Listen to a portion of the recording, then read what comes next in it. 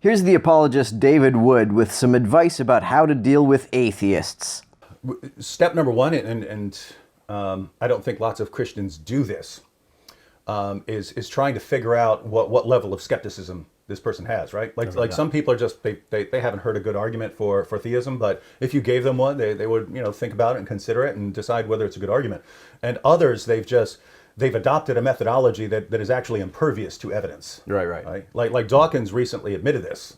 He was being interviewed, and he's asking what would qualify as evidence for the existence of God. And he said, years ago I would have said, God writing his name in the sky or something like this, or a miracle or something like this. But I've come to realize that there's nothing that God could do that I couldn't just say aliens did it. Right. If God arranged the stars to say something specifically to us, I could say, well, maybe they're powerful enough aliens who have done this. Is this really a problem with Dawkins's worldview, or is the problem that theism is unfalsifiable and less parsimonious than most, if not all, materialist explanations? If the reason you can't convince an atheist that a God exists is because your conception of a God just isn't as simple an explanation than aliens, then that's not a problem with that atheist's worldview. You could convince me that a God exists, but you would have to define that God in a way that I can understand, and you would have to show that such a God is a falsifiable explanation for some phenomenon, and a simpler explanation than any naturalistic one. I haven't seen an apologist ever do this. Christians need to understand the level of skepticism of the person that they're dealing with.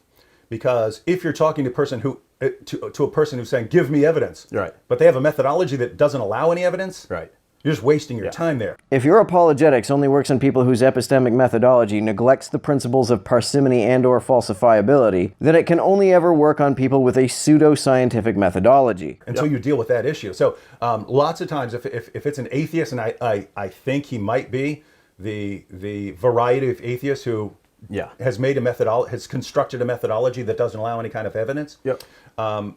I just did a recent video on that, by the way. Oh yeah. I normally start. I normally start. They say, "Give me evidence for the existence of God," and I go, "Okay, first, give me evidence that you exist." I think the fact that you are addressing me is not only evidence that I exist, it's also evidence that you already believe I exist. It's not proof, but it is certainly evidence. Because I don't want to be talking to a non-existent person here. Right. And then they say, it's usually typing, right? They're sending me messages, and then they type back, "What do you mean? Obviously, I exist because I'm sending you a message." So I type back, and I go, well, yeah, there's a message, but I mean, it could be monkeys mindlessly pounding on a keyboard. Obviously, if DNA can form on its own, some monkeys can type this sort of message, especially with all these misspellings and so on. This is not analogous to what Dawkins was saying. Yes, the message could be typed by monkeys, but is that the simplest explanation? If the stars formed into words, inferring that this was caused by aliens is a simpler explanation than inferring that it was done by a timeless, spaceless, disembodied mind. Inferring that monkeys are randomly hitting a keyboard is not the simplest explanation for the DMs you are getting from counter-apologists. Right. And so, I type a message back like that, and if we keep going back and forth and they keep giving me reasons to believe that they exist, and I dismiss them, and then eventually they'll say something like, well, I'll come to your city and I'll show myself. I'm going, how will I know I'm not dreaming? How will I know I'm not in the Matrix? How will I know that I'm not a brain in a vat that some mad scientist is making me think that you're appearing to me? How can I know? In other words, I'm becoming a hyper skeptic, but applying it to them. Again, these are not the simplest explanations. To show them, hey, this is what you do with God.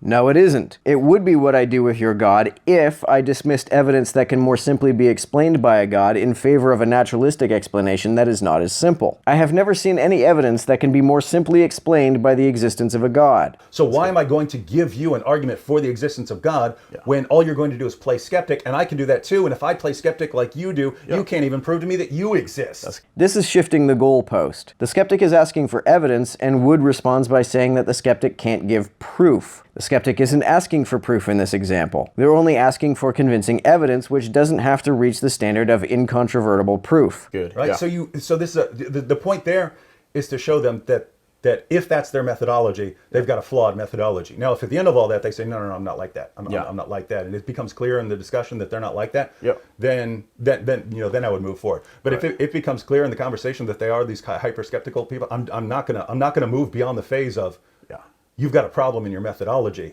And why in the world would you be asking me for evidence when you've made it completely irrelevant. Right. Yeah. Like I don't walk around going, show me a square circle. Why? Because I don't even believe that a square circle is possible. So I'm not going to be going around asking people for evidence of it. Right. That's why before I ask for evidence of a God, I ask for a coherent definition. That doesn't mean I'm impervious to evidence. It just means that I have to have some understanding of what this entity is that you claim the evidence is demonstrating.